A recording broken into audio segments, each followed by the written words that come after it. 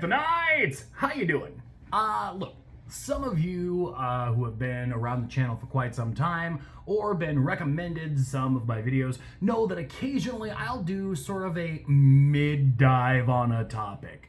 For instance, some of you may remember the time that we went into looking into the difference between what the word homogenized and pasteurized mean. If you missed that video, there should be a card up in one of the corners allowing you to go and watch that video after this one. There have been other times where I've just like, you know what, here's a thing that sort of piqued my interest. We're going to talk about that. Today, as you can probably tell by the title of the video, we're talking about amateur radio, aka ham radio. And the reason that we're talking about this is because for the longest time, especially on this channel, I didn't really want to cover the topic because I worked for one of the country's largest amateur radio dealers, and I didn't really want it to be a situation where it's like, you know, I can't talk about this, that, or the other thing. And also, you know, as someone who sold amateur radio, I don't know, it's just a thing where I was just like, you know what, nah, we're gonna stay away from that. So what is ham radio? What is amateur radio? And we're gonna kind of go into this. Now, for those of you not familiar with me, I don't like to keep things super serious. And I also kind of like to be frank about certain things. When I say certain things, please understand, I'm not looking to be disrespectful. And of course, yes, sometimes, because this isn't a deep dive into a topic, you know, you may need to do your own research after the fact. This is just sort of like, you know, the catch up, the refresher that I wish I would have had back in the day. And, you know, just sort of, yeah. So let's go ahead, let's dive right into this. So according to the ARRL, aka the Amateur Radio Relay League, ham radio is, and I'm gonna read this, I'm gonna quote this to make sure I get this right. I have my notes here. Amateur radio, aka ham radio, is a popular hobby and service that brings people, electronics, communications together. People use ham radio to talk across town, across the world, or even into space, all without the internet or cell phones. It's fun, social, educational, and can be a lifeline during times of need. All of those things are absolutely true. But I would like to talk about some of the sort of the context around some of this. First things first, when it says that it's a popular hobby, now the term popular is subjective. It is popular with certain groups of people, but if you're watching this video and you've never heard of it, or you, like me, when you first found out about ham radio or amateur radio, you may have thought, wait a minute, isn't that the thing that like people used to do like in the 70s? Look, that's the thing. Also, some people confuse it with CB or Citizens Band Radio, which is a whole different thing. Popular is, I could say yes, it is popular, but could it be more popular? Absolutely. So honestly, the hobby is aging out. You know, the hobby is full of lots of older folks, retirees, military, ex-military, communications specialists. It's really big with the group of people I just listed. You probably could assume, but I'm going to tell you that it is the case. The political leanings of a lot of the people in the hobby are to the right of the American political spectrum. And we'll kind of get into why I'm sharing that here in a second. That's not a good thing, not a bad thing, just a thing. Something that should be known, especially if you're looking to get into the hobby. And we're gonna kind of, we're gonna put a pin in that. We'll come back to that later. Also, I'm sure tons of people are just gonna start typing out the comments. Anyway, moving on. So there are three, for the sake of the fact that I'm probably talking to people who don't have licenses yet and who may not be enthusiasts, we're just gonna say three main classifications of ham frequencies. So there's HF, VHF, and UHF. HF is high frequency, VHF is very high frequency, UHF is ultra high frequency. And each one has its strengths and its weaknesses, and yes, you can indeed chat with astronauts in the International Space Station. So that quote that we had from the ARRL is in fact true. Yes, you could talk to people in space, and that's kind of cool. I'm not gonna lie about that. Now, it takes a little bit of engineering to be able to get to that point. It takes a little bit of sort of know-how, and that's something that people absolutely love about the hobby of amateur radio, is the fact that, you know, if you've got a problem, you can usually solve it, or you can look up a solution, and there's constant learning involved.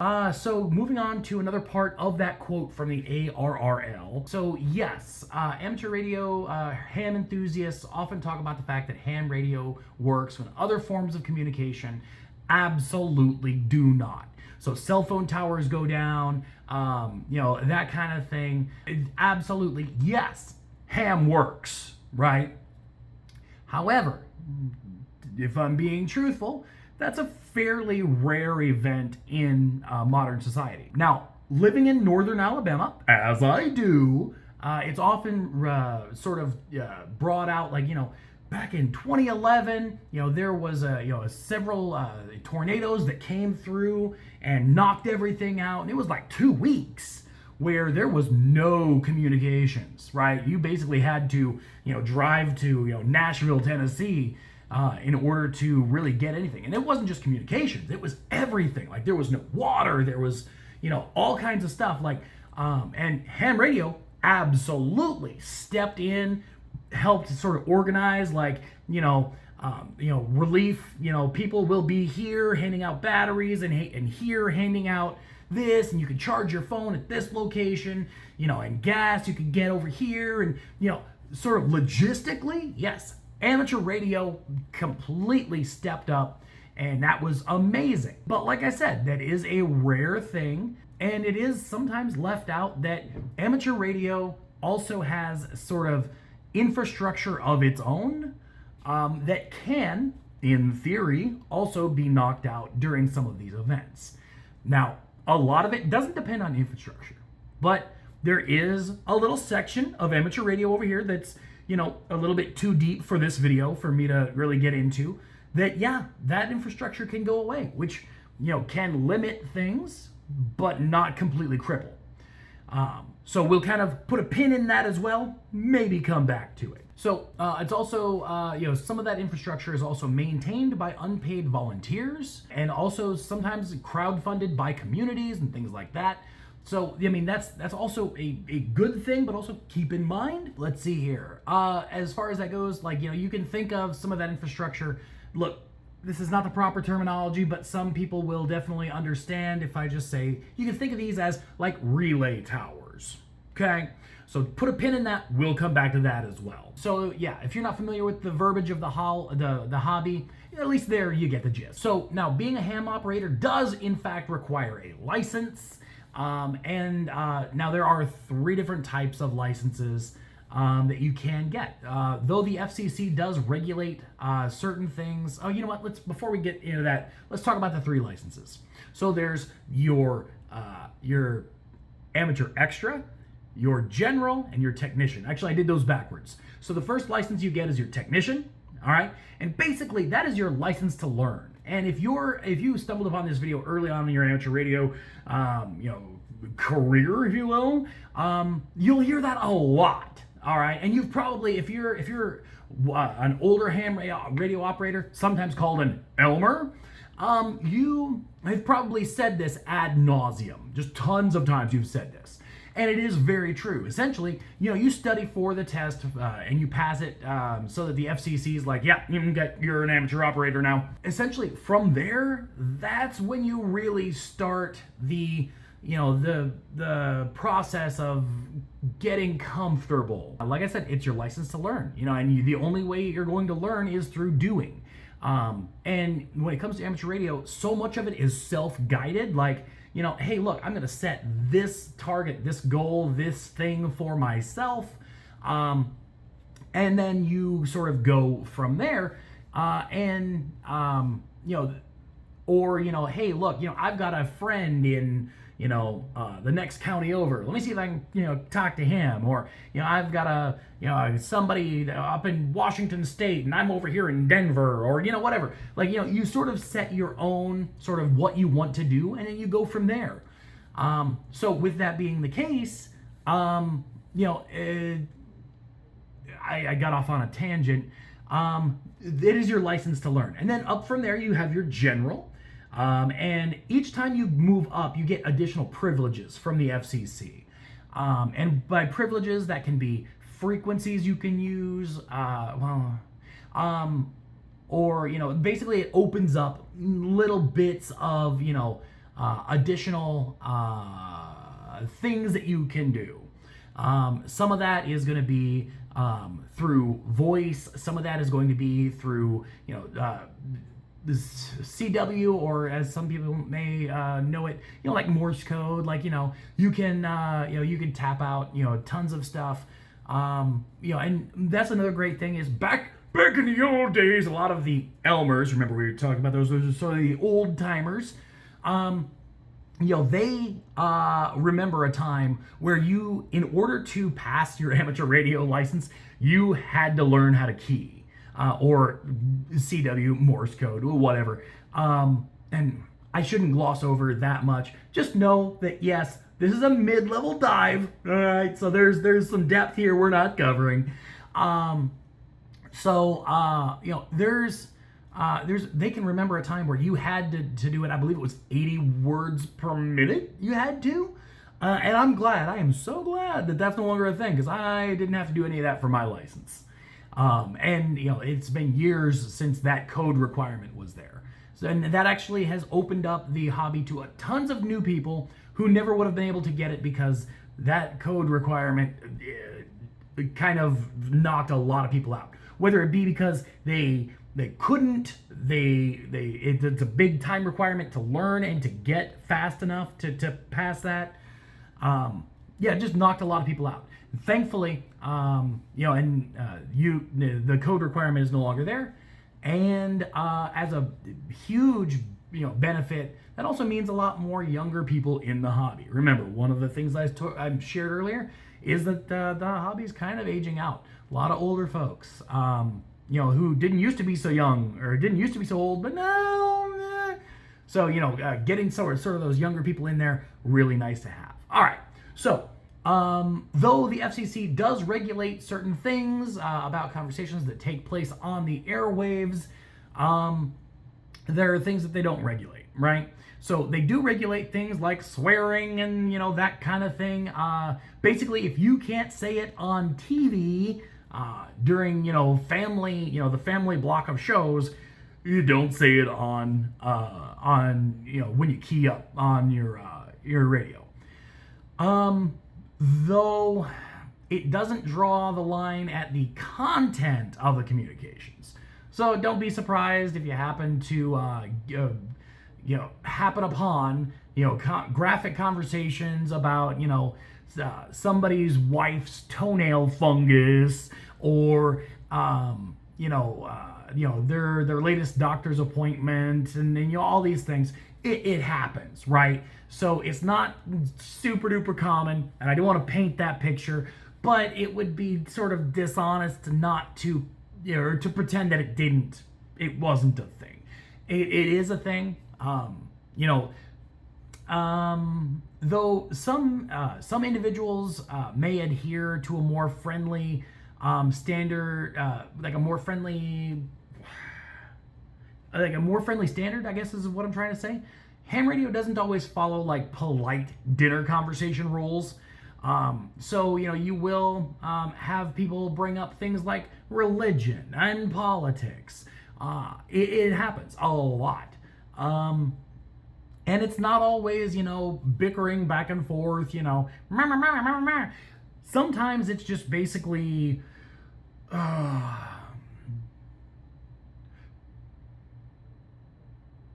Sometimes it's basically people agreeing with each other for hours on end. Let me tell you about this thing. Oh yeah, no, that thing's the worst thing in the world. Oh yeah, okay, well, what about this thing? Yeah, no, it's pretty bad too. Those conversations, they're all over the place. Don't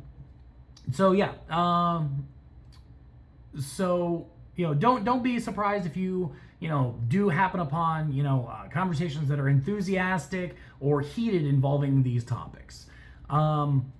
Let's see here, checking my notes. Now, ham radio does come, like I was mentioning earlier, with built-in challenges, right? So my video gaming crowd may sort of identify with these as, well, let's call them achievements, right? So like in a video game, you do a thing and they're like, here you progress towards an achievement or this, that, and the other thing. So for instance, have you transmitted and made a contact in every state? Cool, achievement unlocked. Have you contacted every county in the continental United States? Bingo, achievement unlocked. What about every county, period, in the United States? Achievement unlocked. What about every country? Boom, achievement unlocked. What about every landmass, every island? Boom, achievement unlocked. There are so many things you can say, I want to do this, I want to do that, I want to, basically you can set your own bar and be like, okay, boom, bada boom, bada boom, bada boom. I've done all the things. But there's no shortage of, sort of challenges you can, set on yourself. Let's see here. Now, after you've contacted all of those places, have you transmitted from all of those places? Have you transmitted from the tops of mountains, transmitted from remote islands? Like I said, there's no shortage of things that you could do. Some people in the hobby are, I don't know if this is I don't think this is a bad term, but it's the only one that I sort of have in my head at the moment. Some people are preppers. I don't know if that's a bad label. Hopefully not. And these are sort of like the heroes of amateur radio. And here's what I mean by that. They often bring things like battery packs and solar panels and prepackaged food to field days, which are a whole nother thing when it comes to amateur radio. It's a community thing where people get together and they're like, okay, we're gonna pool our resources and we're going to see, who we can contact. Can we contact other people doing field day? Can we do this, that, or the other thing? And it's great because it's a great time to sort of get together with your community or the community of amateur radio enthusiasts and sort of share common goals and learn from one another, and even test out equipment you personally don't have. As you might assume, field day, it's not over at Bobby's house. This is usually in the middle of a wide open field. This is, sometimes, people will be transmitting from, basically a tent, sometimes like a camper type situation. They're even in the sort of field day, there could be, tons of people all transmitting, doing their own thing. It also depends on the time and this, that, and the other. So now the crowd of sort of preppers that we're talking about may not be a huge percentage of enthusiasts, but it sure is a good group of people to have your back when trying to do something cool, or when the poop actually hits the fan. They're great to have in that situation. So some of the folks that we discussed earlier who maintain repeaters, remember earlier we said that you could think of them kind of as relay towers. Those people also fit in the sort of group of potentially fit in the group of preppers, which is great because that means that part of the infrastructure we were talking about earlier may not go down or may not go down entirely, or sometimes they can remain powered and functional for days or weeks or that kind of thing, because there may be generators on site, there may be battery packs, there may be all sorts of things, solar, to keep those things online. So like I said, great people to sort of have in your corner, have your back when the poop hits the fan. If. Ham radio people often think of themselves as a potential hero, and I don't want to. That is a great goal, and they think of themselves as there to maintain communications and possibly save human life. There have absolutely been situations in the past where this has been the case, where amateur radio has meant the difference between life and death for some folks. And like when those situations arrive, that's awesome, that's heartwarming, I love it. However, let's face it, it doesn't come up every day. You could save a life.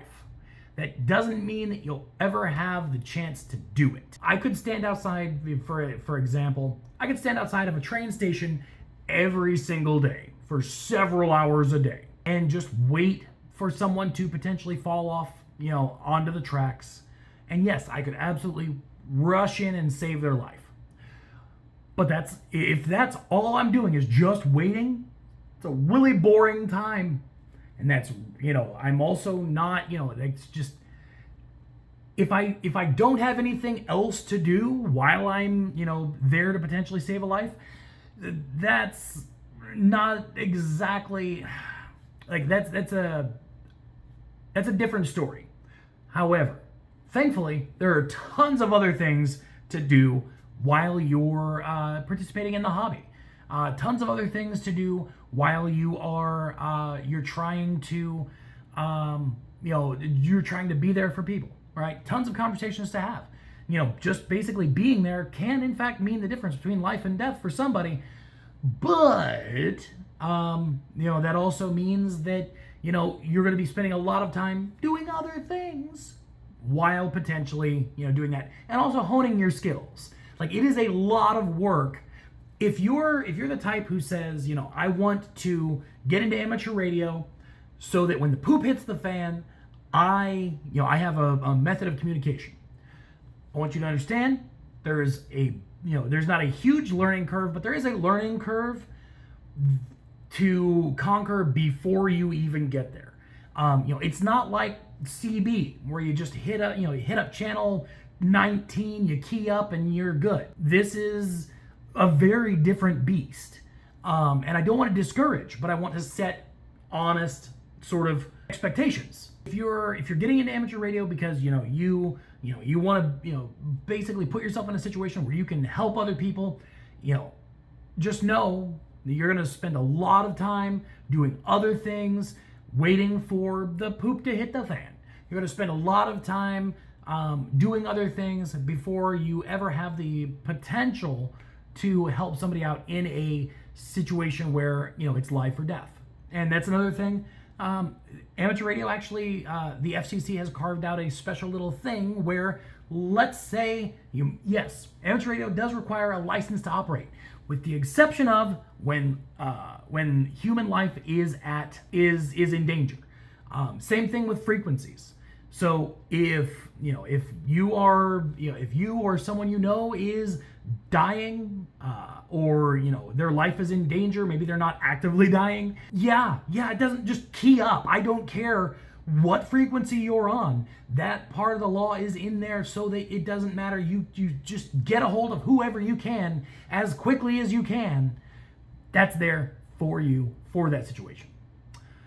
Okay, so what are some sort of other purposes other than saving human life that people get into ham radio?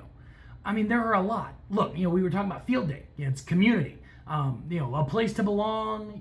Like I was saying earlier, problem solving, engineering. The amateur radio crowd often is full of engineers, radio communications experts, that sort of thing. So it's a great way to sort of flex muscles and this, that, and the other thing.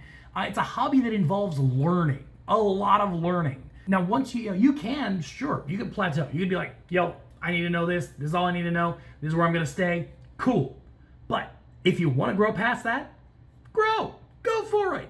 There's tons of things that you can go for. If you want to get into, radiation patterns and if I do if I do an inverted V, what kind of radiation pattern am I going to get with my dipole?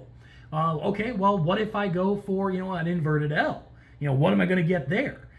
If I put this on my shed with a metal roof, how does that affect things? if I put it on a pole in the middle of my backyard, also, how does that affect things?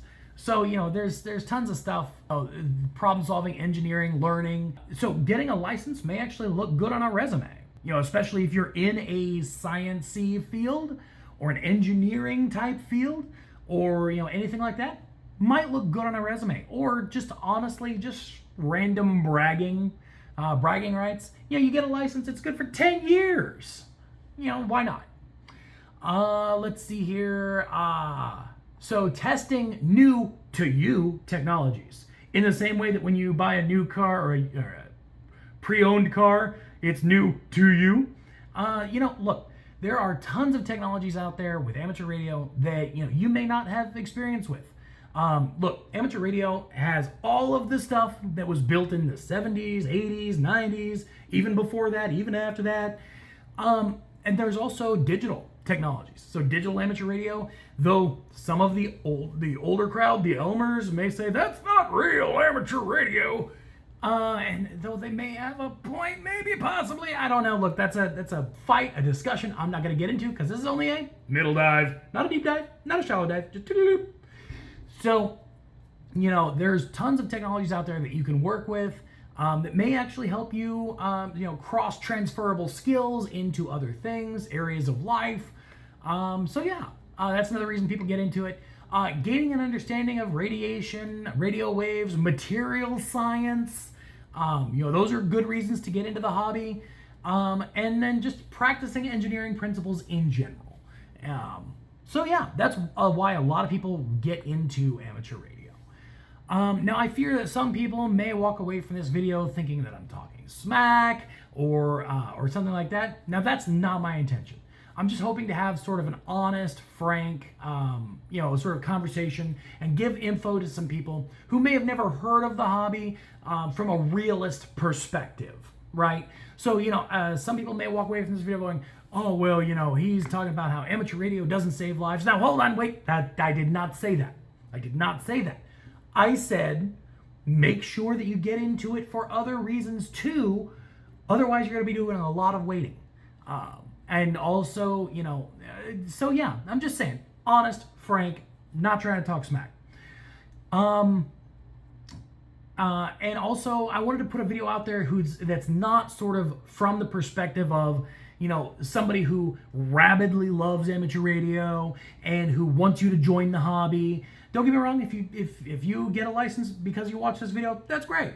But this is more like, if you were, talking to someone who was semi-knowledgeable and, they were just trying to put it all on the table for you. That's what I hope this video is for a lot of people. Let's see here. And then also, there are definitely some people who will do just about anything, to sort of bring in younger folks into the hobby. Because like I said, it is aging out. A lot of the participants in amateur radio are the older crowd. And, look, like there's a lot of great stuff here. And, I sound like an old boomer type person when I say this, but, taking people away from their cell phones and, and that sort of thing, it's hard, right? Because a lot of the things that you can do with amateur radio,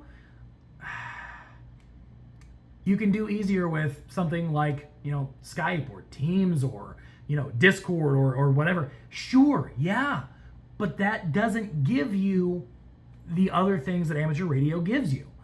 And, if in a situation where the internet goes down, in a situation where, whatever, amateur radio is a great thing to have in your back pocket, is what I'm trying to say. But also, like I've said earlier in this video, it can be a time commitment to get things down. Just saying, just putting that out there, that it may be a great thing to have in your back pocket, but there's work involved in putting it in your back pocket. Let's see here. Maybe in order to get some of these young people into the amateur radio clubs, the ham clubs need to think about changing their marketing a little bit to appeal to younger folks. So I've put together sort of some slogans, if you will, to see if we can get some Gen Z participants into amateur radio. Let's see how horrible and cringe this is. All right. Amateur radio is yeet. Yeah, I don't know if that was gonna work. Swerve that cell phone use. CW is the OG texting, homie. Yo, squad fam, get into ham. Get a glow up on your resume and get a glow up on your resume with a general license from the FCC. Stan ham radio in case of emergencies. Let amateur radio live rent-free in your head. Man, this HF hits different. So hopefully that wasn't too terribly bad. Thank you so much for watching this video. It's probably going to end up being like a 30-minute thing. I'm sorry. This was really supposed to be sort of like, you know, a very quick boom, but I went off on a couple of tangents, and some of my notes took a little longer to get through than I thought. If you'd like other sort of, you know, scattershot here, there, and everywhere, not amateur radio, you know, sort of deep dives, there should be a card on screen or maybe a link somewhere. I don't know. Occasionally I do this. This is not what I normally do. I don't normally talk about amateur radio. It's just something that I thought that I would give a quick little, like, hey, here's what it is, and here's what you might want to know about it, this, that, and the other thing. Yeah. Let me know in the comment section down below if you want me to go into deeper depth about, you know, amateur radio. One of the things that I love to do more than anything is when I'm talking about amateur radio, I try not to keep things super high level. The main reason being is because I notice a lot of the sort of content that's out there for amateur radio, it leaves behind the audience who's just now learning. So, you know, a lot of like sort of inside baseball type language, right? And I try to avoid that when I'm, you know, helping people out or that sort of thing, to sort of keep those people in mind. And that's, you know, that's not just when I'm creating content, that's just when I'm talking about it in general. So yeah, if you want me to do a little bit more information on amateur radio or anything in it, let me know in the comment section down below. I may revisit this topic. Now, if you have anything, just let me know. Yeah, till next time, don't forget to like, subscribe, and do all those things that absolutely make me love my job here on YouTube. Also, be awesome to yourself and amazing to each other. Bye. So the title card should be playing right about now, and I just want to let everybody know. Yeah. So don't get used to this. I don't think this channel is going to become like an amateur radio channel. So if you're going to subscribe, you know, subscribe for awesome content, but not necessarily this content. All right.